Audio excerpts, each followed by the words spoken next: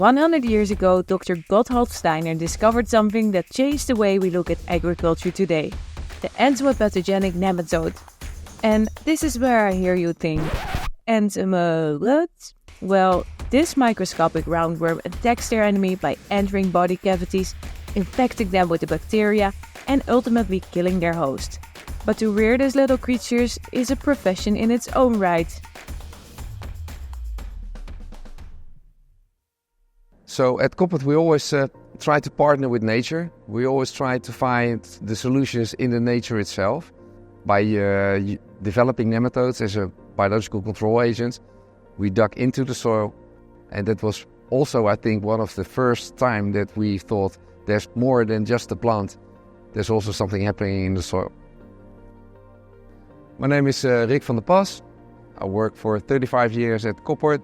Started as a researcher at the microbial department, and I'm now working as a category lead for enabling products.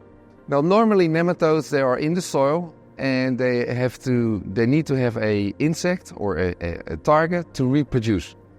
So when in the early days, when they want to have a mass production of nematodes, what they did, they infected insects and then collected the nematodes.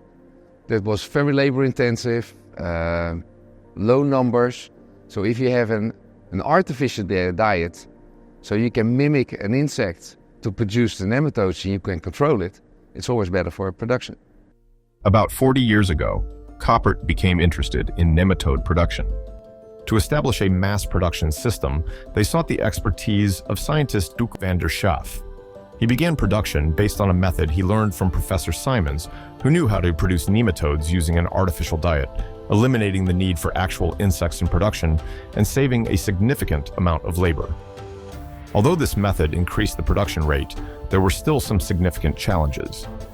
If you do a mass production and there is a different bacteria or a mold or whatever also in your production diet, it takes over the whole production. We had a lot of failures at the time, and due to the failures there was a pause in between the production. However, Gotthold never gives up easily. The research department collaborated with the University of Applied Sciences in Friesland and worked with scientists Paula Westerman and Kirsten Jung. The new approach involved breeding nematodes with a single beneficial bacterium in a completely sterile environment based on the knowledge shared by the two scientists. Yeah, it looked better, but still we were thinking if this is the way to upscale the production, we need higher numbers. The numbers that you can get from a solid state fermentation are not that bad. They're better than producing on insects. And you needed a huge space to get good numbers. And it was a lot of labor intensive. So we were looking for different manners to produce nematodes. And one of them is liquid state fermentation. And that can give you a real boost in production and in numbers.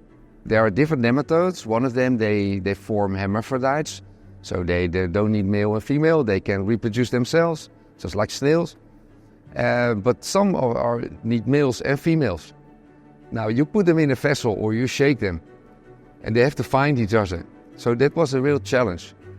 How hard do we need to stir? How many air do we need to use for aeration? So that was a lot of trial and error.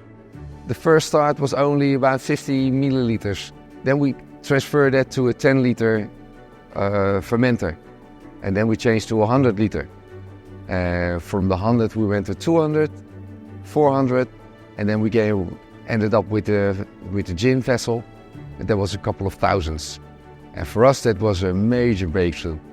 That was the start of everything. The production now is at such a level that we can produce large scale and we can apply large amount of nematodes to control insect pests. Now we can control pests in the soil that normally could not be controlled. We now can even control some pests that are on leaves that could not be controlled anymore. It definitely was a game changer. Game changers they are indeed, as we keep discovering more uses for these small natural helpers, from indoor to outdoor and from soil to foliar. As we'll discuss in the next episode, the possibilities seem endless. If the myself of 2002 would be told where we would be today, I would have been really surprised, because first nematodes were developed for protected crops, greenhouse crop for scarabid flies and mushroom industry. So very tiny markets. Nowadays we are developing them in many markets, and the reason is they are very versatile in terms of targets. They can kill, like if you take Steinema carpocapsae, this nematode specifically can kill over 250 insects. The fact that they are so generalistic help them to reach a lot of diversified markets, from greenhouse to nowadays raw crop in Brazil. So that's incredible.